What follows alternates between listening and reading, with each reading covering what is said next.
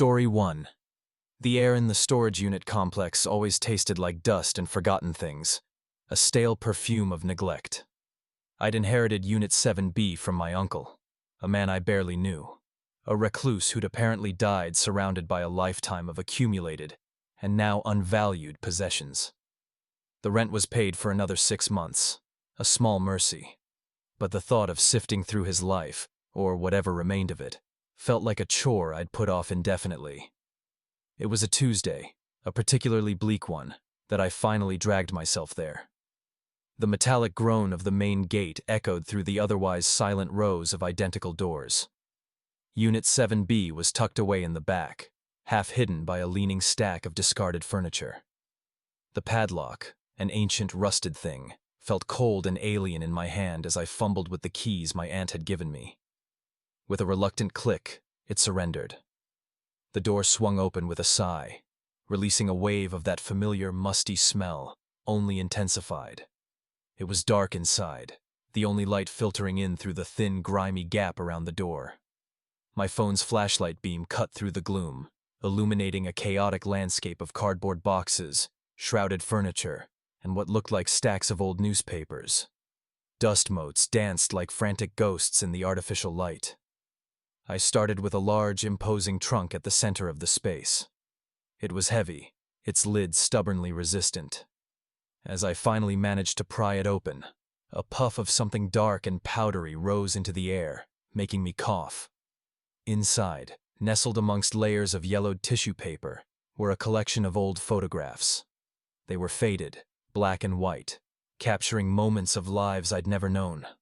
My uncle, younger, in a stiff suit. Women with severe hairstyles. Children with unnervingly blank stares. It was as I was sifting through these silent witnesses that I first heard it. A faint scratching sound, coming from the back of the unit. I froze, my heart lurching. Rats, I told myself. It had to be rats. This place probably teemed with them. I tried to push the thought away, focusing on the next box, a smaller one labeled MISC. The scratching stopped. For a moment, there was only the thumping of my own pulse in my ears. Then, a different sound. A soft, rhythmic tapping. Tap, tap, tap. It was coming from the wall behind a sagging armchair, the source maddeningly unclear.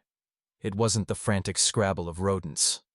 This was deliberate, almost methodical. I moved the armchair, the worn fabric releasing another cloud of dust. Nothing behind it but the bare, corrugated metal wall. The tapping, however, continued, undeterred. It felt like someone was inside the wall, gently but persistently rapping their knuckles against the metal. I pressed my ear against the cold surface. The tapping seemed to shift, moving along the wall, as if whatever was making the noise was now directly in front of me. A shiver crawled down my spine, prickling the hairs on my arms. This wasn't rats. This was something else. I backed away, my eyes darting around the cramped space, the shadows seeming to deepen and lengthen with a life of their own. Then, a new sound, even more unsettling. A low, guttural whisper, barely audible, seemed to emanate from the very air around me. It was too indistinct to make out words, but the tone was what did it. It was wet and raspy, like something struggling to breathe. I scrambled for the door, fumbling with the lock that had felt so easy just moments before. My hands were slick with sweat. The tapping had stopped, replaced by an almost unbearable silence, a silence pregnant with unseen threats. The whisper, though, it lingered, a phantom breath against my ear. As the door finally swung open, I didn't hesitate. I stumbled out into the weak afternoon sunlight, gasping for air that tasted blessedly clean. I didn't look back, not until I was well away from Unit 7B, the metallic tang of fear still sharp in my mouth. But even now, hours later, in the sterile safety of my own apartment, I can't shake the feeling. The dust motes dancing in the light of my lamp seem to whisper. The tapping, I swear, I can still hear it, a faint, persistent rhythm echoing in the quiet corners of my mind. A reminder of the forgotten things, and the things that are perhaps not so easily left behind, waiting in the darkness of Unit 7B. Story 2. The old storage facility, Secure Haven, felt more like a tomb than a sanctuary for belongings. Rust gnawed at the corrugated metal doors, and the air hung thick with the scent of mildew and forgotten dreams. I'd inherited it from a distant uncle I never knew, a man who, according to the brief legal notice, had no known next of kin. The property was a liability, a headache, and frankly, a bit unsettling. But some misguided sense of obligation, or perhaps just morbid curiosity, compelled me to clear it out myself. Unit 17 was the last one. A hulking industrial behemoth at the far end of the row.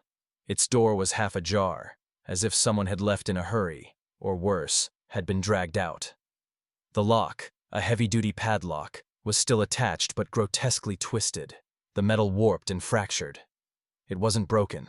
It looked like it had been pried open with impossible force. The interior was a gaping maw of shadow. My flashlight beam cut through the gloom, illuminating stacks of cardboard boxes, shrouded furniture draped in dust sheets, and the general detritus of a life, or lives, left behind. It was a familiar scene, the musty smell of aged paper and decaying fabric. But there was something else here, something that prickled the hairs on the back of my neck, a stillness that was too profound, a silence that seemed to absorb sound rather than merely contain it. I started with the boxes, labeling them with a marker, trying to impose some order on the chaos. Most contained mundane items, old clothes, kitchenware, photo albums filled with faded faces I didn't recognize. Then I reached a large wooden trunk, bound with leather straps. It was heavy, surprisingly so, and felt unnaturally cold to the touch. Prying it open was a struggle. The hinges groaned in protest, a drawn-out metallic shriek that echoed strangely down the row of units. Inside, nestled amongst what looked like old tapestries, was a collection of porcelain dolls. They were antique, their painted eyes wide and unblinking, their delicate features disturbingly lifelike. Each one was dressed in elaborate period clothing. There were at least a dozen of them, arranged in a circle, facing inwards. As I shone my light on them, I felt a distinct sense of being watched. It was a foolish thought, I knew. They were inanimate objects. Yet, the air around the trunk grew heavy, suffocating. I noticed something then, a detail I'd initially missed. The dolls' eyes. They weren't uniform. Some were a pale blue, others a deep brown, but a few seemed to gleam with an almost unnatural luminescence. I shuddered and moved on, determined to ignore the growing unease. I shifted a large, cumbersome armchair, and that's when I heard it. A faint, rhythmic scratching. It sounded like it was coming from inside the wall, from the unit next door, Unit 16. At first I dismissed it as the wind or a rodent. But the scratching was too deliberate, too consistent. Scrape, scrape, scrape. It was slow, methodical, and utterly unnerving. I pressed my ear against the thin metal wall, my heart hammering against my ribs. The scratching stopped. The silence rushed back in, thicker and more oppressive than before. Then, from the darkness of Unit 17, a soft, almost childish giggle drifted through the air. It was faint, barely audible, but it sent a jolt of ice through my veins. I whipped my flashlight around, but there was nothing. Just the dolls, their painted smiles seeming to widen in the flickering beam. I backed away slowly, my eyes darting from the dolls to the walls, to the half-open door. The scratching started again, louder this time, more insistent, and with it, a low, guttural whisper, too indistinct to make out words, but pregnant with malevolence. It seemed to emanate from the very fabric of the unit, from the dust motes dancing in the flashlight beam. Panic began to set in. I wanted to run, to slam the door shut and never look back. But a strange, morbid fascination held me. What was this place? What had my uncle been involved in? As I retreated towards the door, my foot kicked something small and hard. I looked down and saw a single, perfectly formed porcelain hand lying on the concrete floor. It wasn't attached to any doll I'd seen.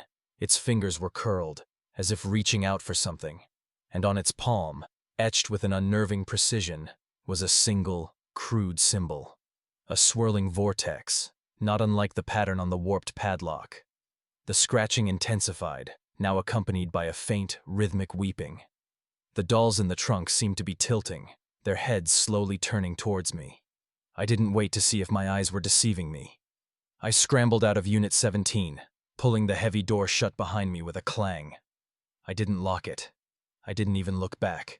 As I drove away, leaving the secure haven to its secrets, I couldn't shake the feeling of being watched, of being pursued. The image of those dolls, their unnerving stillness, and the palpable sense of unseen presence was seared into my mind. And I knew, with a chilling certainty, that whatever lay dormant in Unit 17 was far from resting. It was waiting, and it knew I was there.